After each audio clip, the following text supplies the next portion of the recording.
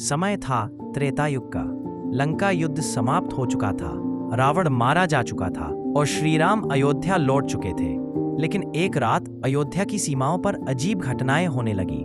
आकाश में बिजली बिना बादल के चमकती और वायु देवता का पुत्र हनुमान बिना किसी कारण रातों में अदृश्य होकर कहीं जाता दिखता। एक दिन लक्ष्मण ने देखा हनुमान कुछ छिपाकर लेकर जा रहे हैं। जब लक्ष्मण ने पूछा, भक्त शिरोमणि, यह क्या ले जा रहे हो? हनुमान ने कहा, प्रभु की आज्ञा से जा रहा हूं। और फिर बिना उत्तर दिए आकाश में विलीन हो गए। राम के मन में भी शंका जगी, कहीं किसी मायावी शक्ति ने मेरे प्रिय हनुमान पर अधिकार तो नहीं कर लिया। अगले दिन श्री राम ने अपनी दिव्य दृष्टि से देखा, हनुमान किसी प्राचीन वन में पहुंच चुके थे। वहां एक रहस्यमय द्वार था जिस पर लिखा था, जिसे सत्य की पूरी समझ ना हो वह प्रवेश न करे। हनुमान अंदर गए और वहीं उनका सामना हुआ एक शक्तिशाली साधु से, जो देखने में वैसा ही था जैसे राम स्वयं। साधु बोला, हनुमान, तुम्हारे प्रभु अब असली नहीं रहे, असली राम यहाँ है। हनुमान की आंखों में क्रोध और संशय दोनों थे। उन्होंने प्रणाम किया और कहा, यदि आप ही असली हैं तो मुझे अपनी भक्ति की परीक्षा दीजिए। साधु मुस्कराया और गायब हो गया।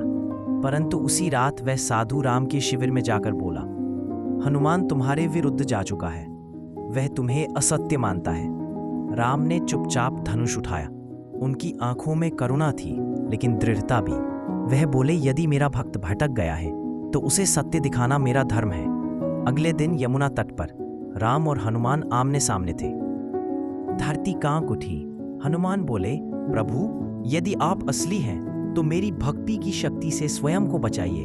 और उन्होंने अपनी गदा से वार किया। राम ने तीर छोड़ा। तीर वायु की तरह आया और गदा से टकराया। आकाश में अग्नि की लपटें उठी। देवता भी विस्मित हो गए। ब्रह्मा ने कहा, भक्त और भगवान का युद्ध यह सृष्टि ने पहली बार देखा है। राम के तीरों की गति बढ़ती गई। हनुमान हर बार उन्हें अपने शरीर से रोकते रहे। उनकी भक्ति शक्ति ने उन्हें अजेय बना दिया था। राम मुस्कराए, हनुमान, तुम भूल गए हो, मैं तुम्हारा स्वामी नहीं, तुम्हारा मित्र हूं। हनुमान रुके, पर साधु की छवि उनके मन में अब भी घूम रही थी। उन्हें भ्रम था कि कोई छल हुआ है। तभी आकाश से आवाज आई, रुको दोनों। वह आवाज स्वयं महादेव की थी। महादेव प्रकट हुए और बोले, यह युद्ध नहीं, परीक्षा थी तुम्हारे प्रेम और विश्वास की। उन्होंने बताया, वह साधु एक मायावी असुर था जो तुम्हारी भक्ति को तोड़ना चाहता था। हनुमान ने रोते हुए राम के चरणों में गिरकर कहा, प्रभु, मुझे क्षमा करें, मैं भ्रमित हो गया। भक्ति तभी पूर्ण होती है जब संदेह की अग्नि में तपती है